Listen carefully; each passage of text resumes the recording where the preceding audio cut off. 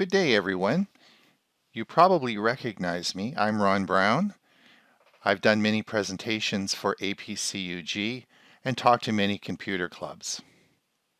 I also produce a show called Tech for Seniors, and we've just passed our 30th taping. The topic I want to talk today is navigating the post-COVID era. Wow, what a 6 months or 8 months it's been. I'm sure everybody has been affected in a lot of different ways. I want to talk a little bit about my personal experiences and tell you how it affected me and our family. I'd like to take you back to March of this year. We were in our home in Arizona. We'd been following the COVID crisis for a number of months. But by mid-March, most of the activities at Silver Edge had closed down. It was time to head home. On the way home, we saw empty roads, empty gas stations, and as we drove through Seattle, the roads and highways and freeways were all pretty much empty. The Canadian border, there was no one there, and on the ferry over to Vancouver Island, very few cars. We made it home safely and did our self-isolation. Now I'd like to tell you about my family. Our oldest daughter, Jennifer, is a teacher, along with her husband, at the Western Academy of Beijing. This, of course, created quite a problem. I'd like to give you a bit of history of what happened. Julian, our grandson, along with Jennifer and Dave, came to visit us in Mesa in December, and we had a wonderful Christmas. 3 weeks, lots of fun, lots of food, and lots of merriment. Sadly, on January 1st, they had to go back home to Beijing. COVID wasn't really a big problem at that time. It had just started. So they went back and taught school for about 2 weeks. They are both in the middle of their careers. They have their master's degree and hold senior positions at the school. They're doing extremely well, and we're so proud of them. About 2 weeks into January, it was Chinese New Year. So they decided to fly to Phuket, Thailand, and have a holiday for the 2 weeks that Chinese New Year was. They took with them very little, swimsuits, they did take some electronic gear and ended up in Phuket, which is a very lovely place. Unfortunately, the borders closed quickly in Beijing or in China, and they could not return. They spent February in Bangkok wondering what to do, and as the crisis increased, the time came when the Canadian government said, it's time to head home. They got the last flight out of Bangkok before the airport pretty much shut down and ended up in Vancouver and over to the island here. They arrived in our area about 3 days before we did, and we both did our self-isolation before getting together. What a happy time that was. And they stayed with us for 7 months and just recently returned to Beijing. It took a little getting used to have a 3-year-old running around the house. It also was difficult because all the playgrounds were closed and there was no activities. However, we all got our little space in the house and managed to survive. Jennifer and Dave continued to teach full-time, and the school in Beijing, the Western Academy of Beijing, remained open. So the teaching was done virtually through Zoom and technology such as that. I have to tell you about an interesting experience that we had. It happened that one day, Dave, who is a department head of the school, had a big Zoom meeting. Jennifer, again, she's a department head. She had a big Zoom meeting that she was also moderating. I actually, at the same time, had a third Zoom meeting that I was doing a presentation or a conference. I don't remember exactly what it was, But all these 3 Zoom meetings came at exactly the same time. So, so we talked about how we were going to do this, and so we set Dave up down in our sunroom in the downstairs area here, and he was all ready for his meeting. We put Jennifer upstairs in the or upstairs in our front room, and she got her computer system all set up for her conference. I have my studio down here in my office area, and I got ready for my conference. We put the little guy in front of the TV in the kitchen and put on Netflix, and so he could keep him quiet for the hour in which we were all doing 3 major Zoom conferences at my house.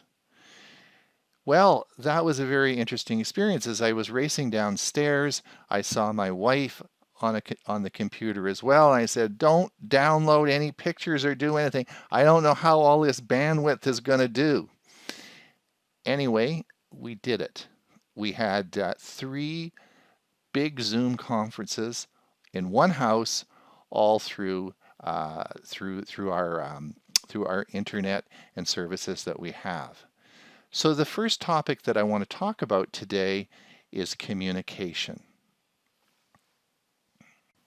There is no doubt in my mind that COVID-19 has changed the way that we will communicate with each other.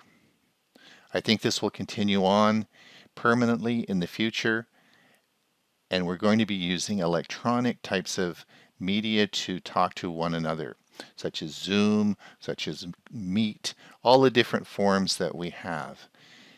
It will be very important in the future that we use those technologies to stay in touch with one another. I want to just go over some of these pictures that you'll see behind me. They show the despair, the loneliness of seniors that have been in isolation for many, many months. They can't see their loved ones, they can't talk to them. And as you watch these pictures, I want you to look at their eyes, look at the people involved, and see how absolutely desperate they are for contact and communication. At the end, I want to show you the picture, a slide of a nursing home who actually has electronic tablets and people can communicate. So the next segment I'm going to talk about is communication and the change that is happening now and that will happen over the next year. On my way home from Mesa, I was thinking as I was driving in the car about social isolation that seniors are going to have. They're also going to have a lot of technology questions. How could I help them? In my first week back in self-isolation at our home here in Comox, I came up with the idea of starting a show called Tech for Seniors. I had wanted to do this for a while, but I needed a co-host.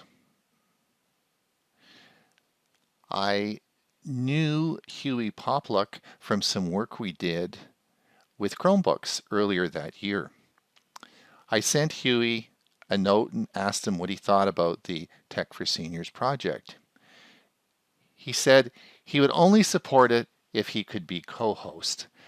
Of course, the rest is history. We started the show on sort of a wing and a prayer, not knowing what we were getting into.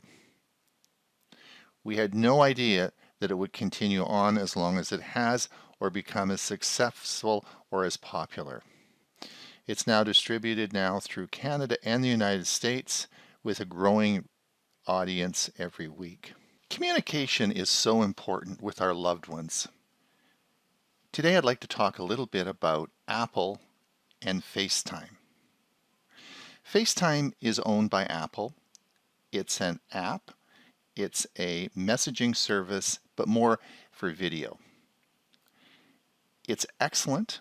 It works very well around the world, but it's only available if you have an Apple device. Those of you who know me know that I have a lot of technology in my house. I am primarily an Android guy and don't have any Apple products whatsoever. Recently, my two daughters decided to have a talk with me and wanted to stay better connected. I don't know why, but they wanted to increase communication, and they are all Apple people. They said, Dad, you have to get an iPad. I said, I have tablets all over the place. I have all this technology. I have computers in boxes that I'm supposed to be testing. I haven't even opened them. I said, what do I need another electronic device? Well, Dad, we really would like you to get an iPad. So I did. I bought an iPad. Now, I have to tell you this story about my second daughter. The first daughter, you of course, Jennifer, we've already spoken about, but my second daughter lives in Adelaide, Australia. We're so proud of her. She has two lovely grandchildren. She's an ICU nurse at the Royal Adelaide Hospital. She's currently doing her master's program in nursing and a very busy person. She's a wonderful person, but she never calls home, at least not enough that we're really happy about. So, and whenever we try to call her, of course, she's always doing shift work and not at home. So I thought, well, okay, maybe this is going to work. So I get the iPad and I open it up and do the setup. The first thing there is FaceTime. So I thought, okay, let's do a FaceTime call and see if she really answers, right? So I hit the button and bingo, one ring, there she is, and it's very good quality. And she says, hi, Dad, I guess you got your new iPad. One ring, boom, she's there, and I get my new iPad. And I said, oh, this is sort of cool. So we have a nice chat, and this worked out quite well. So a couple of days later, I thought, well, we're going to try this again.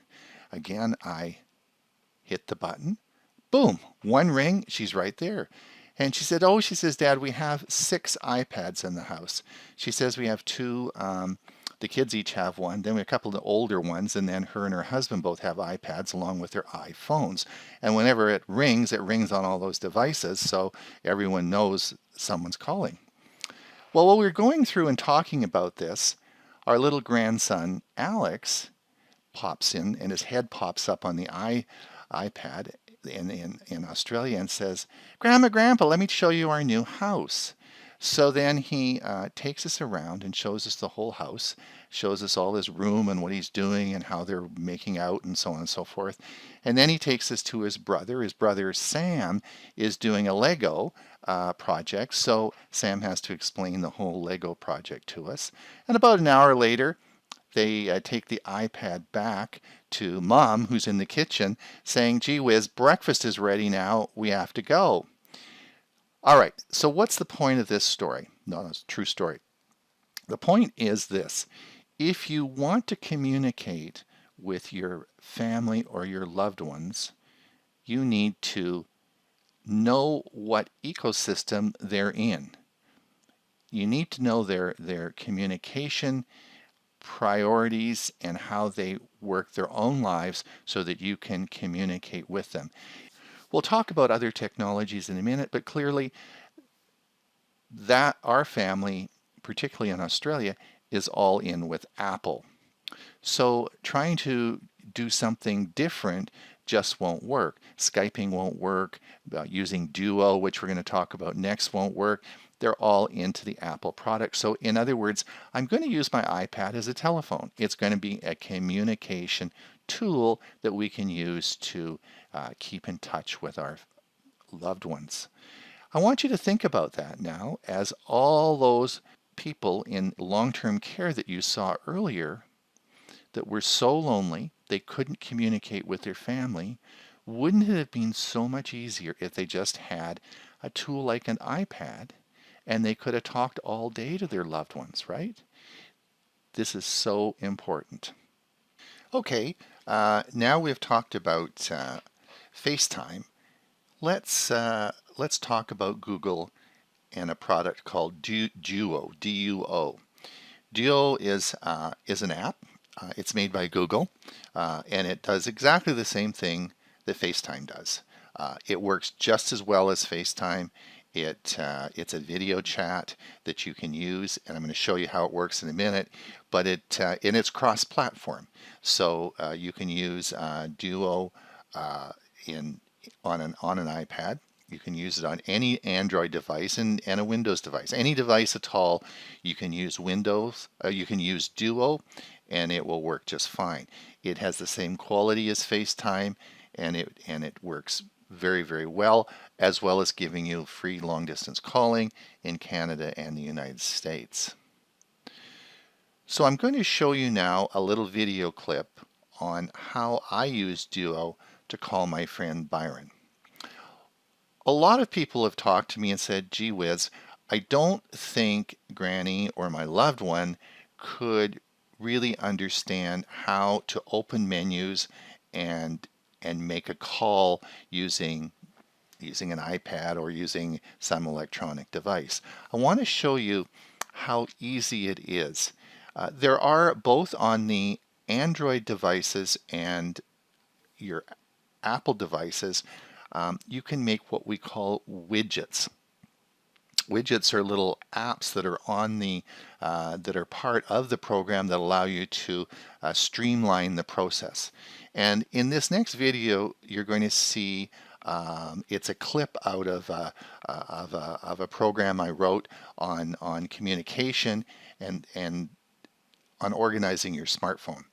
So what you'll see in this video, what you're going to see in this short clip, is how I call my friend Byron from my Android phone. Now, most of you who have smartphones realize that you'll open the app, you'll find the person you want to call, you'll hit call, and then it will work. But there are some processes that you have to go through. With widgets, you can automate this, and in this case, I have a picture of Byron on my phone. So all I have to do when I want to connect to him with Duo is click on his picture, and it will immediately connect me with my friend Byron. So one of the things that you can do, whether you're using Duo or whether you're using FaceTime, is you could have pictures of people on the screen.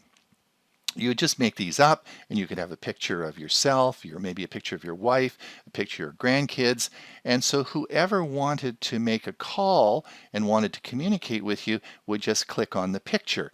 And I think that most people would be able to do that. So there are many ways of using these devices that will make connection easy for most people. So let's see how this works. Now I want to show you the value of a widget. What are widgets? Widgets are simply part of the apps that you download. So when you download an app and install it on your smartphone, it may have one or more widgets associated with it. These are add-on programs that the developers have put there to make your experience with that app much better. Not all apps have widgets, and they don't really tell you whether they do have widgets or not. Sometimes it's in the program description when you download them, but a lot of times you just have to go and look in the widgets menu and see if there's a widget associated with your app. I would encourage you to do that because these widgets make your life so much easier. For example, I like to call my friend Byron lots, and I use an app called Duo. This is an excellent communication tool that works on iPhones and iOS and also Android. There's a widget associated with it, and with that you can create an icon for the person that you want to call. And the person who I often want to call is my friend Byron. And you will see that there's an icon here with Byron's picture in, and this is a widget. And it's made for the Duo app, and watch what happens when I click on the widget. I'm clicking on the widget now. It's going to connect with the video call. and here's my friend Byron, and we're going to have a chat. Now, if I hadn't used the widget, I'd have to open Duo up. I would have to then go into my contact list. I'd have to find Byron and then call him. But by using the widget, it allowed me just to click on that and it immediately put through the call to Byron. And that's the advantage of using a widget. Okay, now we've talked about using Android and Apple equipment to communicate. We've talked about using FaceTime as an app to communicate with iOS devices, Apple devices, and we've now talked about using Duo to connect with. And we've talked about using Duo, which is, of course, is multi-platform. It can be used on any device to connect with our loved ones. And again, both these apps are free. We also discussed using widgets, because my idea would be as if our loved ones couldn't manage the devices, needed to, were concerned about menuing, we could simply click on the picture of the person that they wanted to contact. And if there was no Wi-Fi availability in their area they were in, then certainly all these devices come with SIM cards. You can put SIM cards in and have a cellular connection, which would give you internet access. Most of the time you probably would just use Wi-Fi. Moving on now, many of you will say to me, gee Ron, that's all fine and dandy, but maybe there's problems with vision. Maybe there's some dementia. Maybe there's bad arthritis.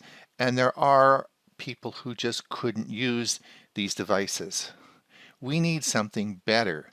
We need something that you don't actually physically have to hold. We could just talk to it. Well, in fact, that leads us into our next segment, which is two products. Some are by Amazon and some are by Google. And we're going to talk a little bit about first of all, the Echo product line and some of the unique features that allow communication without actually physically having to hold the device. And in some cases, this can all be done remotely by the caregiver. So let me explain how this works. Now I would like to go over Amazon's impressive lineup. I am not going to use the A word because otherwise all your devices are going to go off in this presentation. Safe to say, in front of you are the devices I own of Amazon's. On the left-hand side, you'll see the Amazon Show. In the center, you'll see the Amazon Dot. And on the right side, you'll see my Sonos speaker that is Amazon enabled. Some of these devices can be used as a hub. In this particular device, you can see the Echo Plus can be used as a hub. This means it will be recognizing Zigbee or Z-Wave devices. Amazon devices have a unique communication feature that can be used to drop in on someone's Amazon device. In the following example, you'll see how Brett drops in on his daughter as she's cleaning his room. In the second example, you'll see how he drops in on a man in a different home. This is done by Amazon's drop-in feature. With appropriate security, you can link this service to any Amazon account and then any Amazon device within that account. Let's see how this works. So first, let's dive into Communicate. So if you haven't already, you most likely will need to go into the Amazon application and set up all of these features so that you have functionality to them. So first, let's talk about Drop-In. Drop-In allows you to access other Echo devices in your home or other devices that have been linked to your account through the messaging service. So I could drop in on my parents' house into their kitchen and talk to them without them having to do anything. So let's go ahead and drop in on another room and see what they're doing. So we can either choose to drop in or we could drop in by voice. Drop in on kids' room. Hey guys, what are you doing?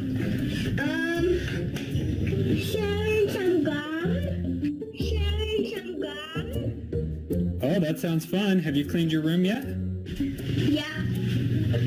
Okay, as soon as it's clean, we'll go to the fire, right? All right, but what if we don't finish it? No. Okay. Me, I'm here. Bye. Okay. All right, bye. You here? Bye. Next, you have announce. So you could announce that you're home and it will broadcast a message to all the Echoes in your home. Here you could call somebody via the Echo Show. Here you could message, so I could message my daughter's Echo and then she could message me back and we have a one-to-one conversation like that. Send a message to Adele.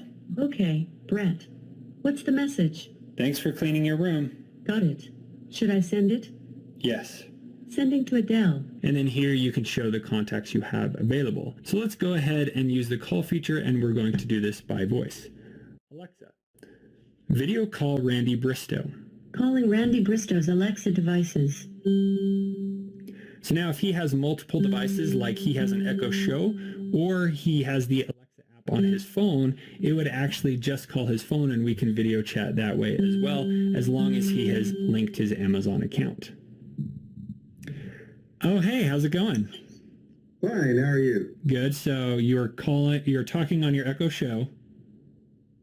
Yes. Did it ring your phone as well?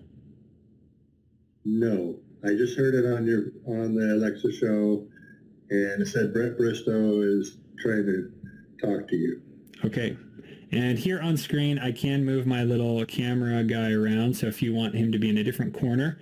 All right, so on the Echo Show 5, I do have a 1 megapixel camera, and over on his Echo Show, he does have a 5 megapixel camera, but for the most part, this looks pretty good. All right, and then at any time, I could mute the video on screen, or I can use the mute switch. So here you can see the white icon indicating that they can't see me, and you can see that the camera has been turned off there. All right, Mr. Bristow, thanks for the help today. You bet. Anytime. Good luck. Okay, sounds good. See you later. Bye-bye. So that is how you make a video call. You can also call with voice, and you can also call mobile phone numbers in the US, Canada, and Mexico for free. There are a number of Google Home products that have been rebranded recently to the Google Nest.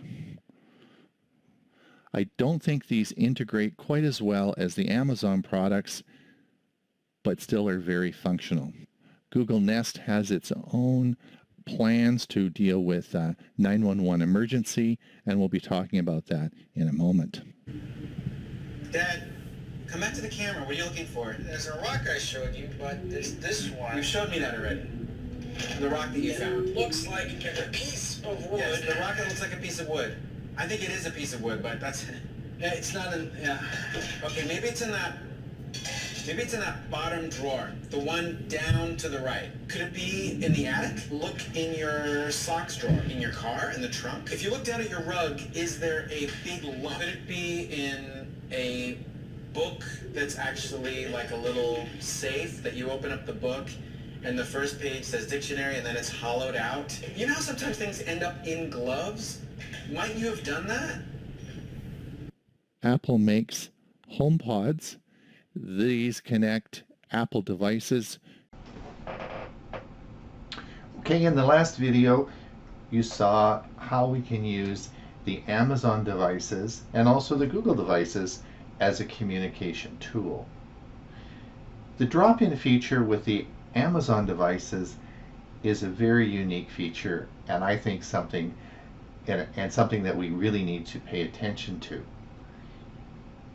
If you had a loved one in a supportive care facility and they had an Echo Show beside their bed, let's say I have the small version, but I think the larger one is about a 10-inch, they could have that sitting by the bed. You could simply drop in on them whenever you wanted, as long as the accounts were linked, and talk. In fact, you could initiate the call and talk as long as you want. This is extremely important for helping communicate with our loved ones in different locations. Hopefully the isolation we saw with COVID-19 and our seniors will not happen in the future as these technologies improve. Well, we've talked about Apple's FaceTime. We've talked about Google's Duo. We've talked about Google's Nest, Home Nest, and we've talked about Amazon's Echo. Now, the next thing you're probably going to say to me, well, Ron, can't we just have Zoom on all these devices? Well, let's see what Jeff Smith says. He's the head of Zoom Rooms and was recently interviewed in a recent Zoom conference. Let's see what he has to say about this. D10 has also announced Zoom for Home D10 on TV that can power any TV for meetings where it's better to lean back. Now, we understand that beyond our traditional use for work, Zoom has become a vital part of social interactions. We're supporting these users where they are by bringing the best Zoom experiences to devices throughout your home. This summer, we announced plans for Zoom on Google Nest Hub Max, Facebook Portal, and Amazon Echo Show that should all be available by the end of the year. Today, we're announcing even more Zoom for Home devices from D10, Neat, HP, Yealink, and Lenovo. Together, we're working on joint solutions that will provide more options than ever before to take working from home to the next level. Wow, so Zoom's going to be integrated on all those devices. The next thing you're going to say to me is, Ron, why don't we just have Zoom on our televisions?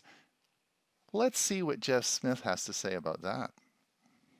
With features like personal calendar integration, voice assistants, and intelligent cameras, it's never been easier to Zoom from home. You've seen the smart displays, and soon you'll be able to video enable large displays, whether they're in your living room or your home office. Coming early next year, the D10 on TV can be connected to any TV and pairs seamlessly with the Zoom mobile or desktop client. Users will be able to join meetings from their calendar, call favorite contacts, and view shared content from a secure device that can be managed by IT or by the users themselves. And we're planning to expand to more devices in the near future. Thank you, Jeff. Well, this is getting a bit ridiculous. The next thing they'll have is a Zoom phone. Zoom Phone is a modern cloud phone system add-on to your Zoom subscription. From a single platform, Zoom can now provide video, voice, chat, and collaboration in one easy-to-use solution. Zoom Phone allows you to make phone calls right from the Phone tab of your Zoom app. You can also use your existing desk phones or stay connected on the go with the Zoom mobile app. It's simple to make calls to your internal contacts and to external numbers. You can even change the number you're calling from to suit a specific situation. While connected, you can easily transfer a call internally, place someone on hold, conference in another party, or record the call for later review. Once a call has ended, you'll be able to view your recent call history and return calls with a single click. Your voicemails will be transcribed and accessible as well, allowing for easy review and follow-up. From your Zoom profile, you can configure call forwarding and delegation rules to easily manage your call workflow and set your business hours and how others can reach you. With Zoom Phone, all your communication and collaboration tools live in one place, making it easier than ever to connect the way you want.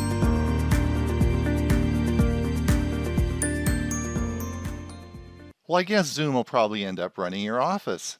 Let's see what Jeff Smith says about that. Hey Oded, you know better than anyone that how and where we work is changing, so I wanted to show you all the things Zoom is doing to make it super safe and easy for employees to re-enter the office. Even from the moment you walk in, you can get checked in virtually through our Zoom Rooms kiosk mode. Hey Dava, how's it going? Hey Esther. And then from there, they can do what's needed to make sure I can enter the building. This makes things like temperature checks super easy. In places like your hallways and your lobbies, you can push out really cool Zoom Rooms digital signage content like your capacity limits or your safety protocols. And then outside of your meeting rooms, you can see how many people are in the room before you even enter. And the great thing about this is not only are you providing your employees with valuable information, IT admins can check things like the CO2 level, air quality, and room occupancy straight from the Zoom dashboard. Once I'm in a Zoom room, I can start my meeting completely touch-free using voice commands. Hello Zoom, start meeting. Hey guys, how's it going? Yes, sir. So the cool thing here is it's leveraging AI. Zoom Room Smart Gallery is pulling the faces of the people in the room and it's pushing it as individual streams so I can have a better face-to-face conversation with them. You can also do things like pair your mobile device or your laptop so you can control your room camera, mute your audio, so you don't even have to touch the room controller. All of this is setting the stage for collaboration, so I can share my screen and co-annotate with my colleagues, whether they're at home or in the office, whatever device they're on. And then we can share straight to Zoom chat so that we can pick up where we left off later. We understand that managing hybrid workforces and re-entering the office is going to be a challenge. So Zoom is here to make that transition as smooth as possible. Thanks for your help, guys. COVID-19 has changed the way we communicate with each other. It's changed the way we buy groceries. It's also changed the way we do shopping. When we emerge from this pandemic, I don't think we'll ever go back to the way it was. Google, Microsoft, and Apple all announced this week that people will be working from home in a home office permanently. The home office is a reality. We need to power this technology with a strong, reliable internet. The internet is going to be the key building block that allows the post-COVID era to emerge. Let's look at the options we'll have for a strong, reliable internet this following year. Let me give you an example of why this is so important in the post-COVID era. Securing a fast, reliable internet can make a big difference in your livelihood. This past summer, I read an article about a teacher and her husband who lived in Nova Scotia. This is a big city in a province in eastern Canada. They were looking at retiring and decided to retire about 40 miles north of Halifax in a cottage. This was it was a smaller house. It was on a couple of acres of land, and they thought this would be a perfect retirement and was only 40 miles from the big city. So this lady and her husband both decided to sell their family home in Halifax and sort of move out into the rural area where they would be could start their retirement soon. She was a teacher, and I don't remember exactly what he did for a living, but it was something in technology in the city. So the problem with this piece of property is there was no internet. And the problem was it just barely got cell phone reception, not enough to use a hotspot. She was a teacher, and along came COVID-19. She then, of course, was isolating in her house, and she, when the school started up again, she was required to teach, but she had to teach online. This created a huge problem because she couldn't do it in her house. So she had to drive 20 miles to a library where she spent the day in the library doing her classroom work. Her husband, I don't remember the specifics, but lost his job because of the COVID-19, and he couldn't work from home because, again, they had no internet. So this really threw their lives in a difficult position because they had not secured a fast, reliable internet. So please, as we move forward in this post-COVID era, it is so important that you think about, no matter where you go, a fast, reliable internet. Now we're going to look at 5 internet solutions for you from the slowest to the fastest. And we'll look at DSL. We're going to look at Starlink, the new satellite system. We're going to talk about cable systems, fiber optic systems, and of course the new Fixedbase 5G. Digital subscriber line, or DSL. This is what the phone companies used to use to provide internet to your homes through the telephone line. This is usually found in central area, in urban areas, particularly in downtown centers. It was often put in condominiums, large apartment office buildings, because it couldn't be very far from the transmitting site. It was able to provide services to a lot of people, but it it really couldn't go very far. So they use this in very congested areas such as living areas such as condominiums and apartments or office buildings. This is really problematic now because a lot of these lines are very old. And the maximum DSL speed you'll get is around, could be up to 100 megabits download. The concern is that a lot of the buildings that have this in them, the speed is certainly not 100 megabits when you actually test it in the actual room. So you must be very, very careful if you plan on moving into an older building. You certainly like it. They tell you that, oh yes, it's got fast DSL. What you need to do is actually go into the building and measure the DSL coming out of the connector, because you may find it is extremely slow. And this could be a big problem if you moved into your brand new condo and you found that the internet was not reliable and you couldn't do and didn't meet your needs. So please be careful of DSL. Let's look at Starlink. Starlink is a new technology that of course everyone is excited about. It looks as though it's going to be around $100 a month, and the download speeds are going to be around 100 megabits per second, maybe a little faster, maybe a little bit slower. I think Starlink is an excellent service that will be providing internet to people who can't already have internet. Will it be a solution for everybody? No, it won't be, but it will be a solution for those people who live in rural areas like this particular teacher I was telling you about that can't get internet. And internet again will be the cornerstone of your post-COVID era. I'm very fortunate.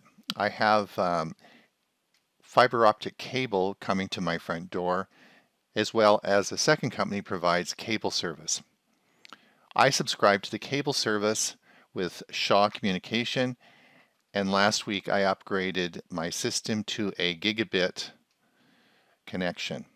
This gives me 1,000 megabytes download and about 120 megabytes upload. We use a software called DOCSIS 3.1, which is the software that runs the cable internet system, and this provides some limitations in the upload speed. So usually you can't match the upload and download speed as equal. However, recent changes have provided a significant increase in the upload speed, and I'm so pleased to have the fastest connection I've ever had in my life. It's a lot of fun. So in talking with the technician that installed it on Saturday, he was telling me that you have to remember that the backbone of cable systems is usually fiber optic. And he said that down the fiber optic lines are just down the street from me, and then they run the coax down to the houses. So cable systems are trying to compete with the faster speeds now. And in fact, the megabit or the gigabit connection was only $10 more a month than my existing service. So when you are in the post-COVID era now, it is so important that we try to secure and find a reliable, fast internet connection. So look again at your cable companies as they are starting to change and offer services of much faster speed. Now, a steady, fast, reliable internet is definitely a fiber optic cable. If you have the opportunity to be connected with fiber optic, this is a very, very good connection. Probably as a residential service, the maximum that we'll be getting on fiber optic is 2 gigabytes. So this will still be slower than the new 5G, which we're going to talk about in a minute. But it's an excellent service, and if you have the opportunity, fiber optic connection is the way to go. Now, in closing, I'd like to talk about 5G technology, which is the future of communication. It will provide the fastest and most reliable form of communication as we move into the future. In the post-COVID era, this is going to be a cornerstone of our communication. Now, most of the wireless companies now offer fixed-base 5G communication. And I would strongly encourage you to look in your community. As this is rolled out across the United States and Canada, it should be available now in your community. The The speeds at which you're going to be able to get the internet using this is around 300 megabits per second download. Fixedbase 5G is where there's an aerial on your house. It then communicates to a 5G tower, and then the line comes down and connects to a modem and your router. Well, the initial speeds now are around 300 megabits per second. This is because the 5G development is really in its infancy and the speeds need to increase. But they have the potential of moving up into around 5,000 megabit download. This is incredible speeds, and that should be available in the next few years. We're already looking at 6G and moving on to the next generation over the next few years. So that this will provide an incredibly fast, reliable internet service for your home, and it should be available all throughout the United States and Canada in the short term. So you should look at this because the deals now are incredibly cheap. This is very, very good value. Just go to your wireless provider and ask and look at the pricing on this. This was going to be a big, big step in the digital world. It's the newest, it's the latest, greatest technology. It's so fast, it's easy, it's like lightning. 5G Home has been almost revolutionary from my previous provider. The installation was probably one of the easiest installations I've ever had. The speeds are exponentially quicker than what I've had prior with other services.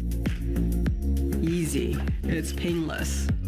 The streaming and downloading is almost faster than my computer can write to my hard disk. It's been perfect. I love it. Now I'm Verizon 5G Home person. Well, COVID-19 has certainly changed our lives.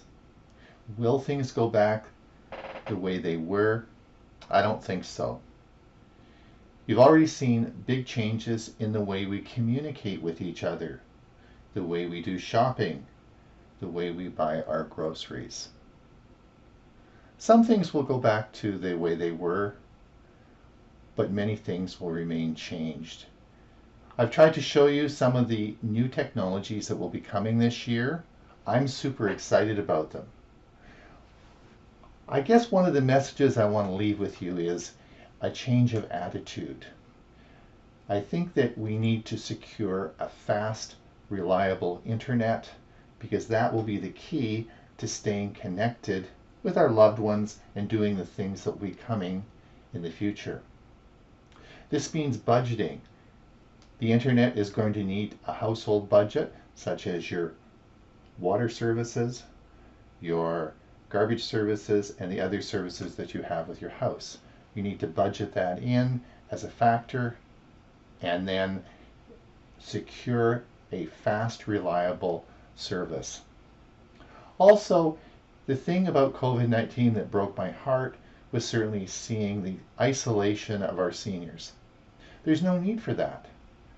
The communication technology that we have today can easily provide good communication with our loved ones. So I implore you to go out and talk to people about this and help change the attitude so this doesn't have to happen again. It's Ron Brown. I hope you have enjoyed watching the video as much as I had so much fun making it. Stay safe and be sure and wear your mask.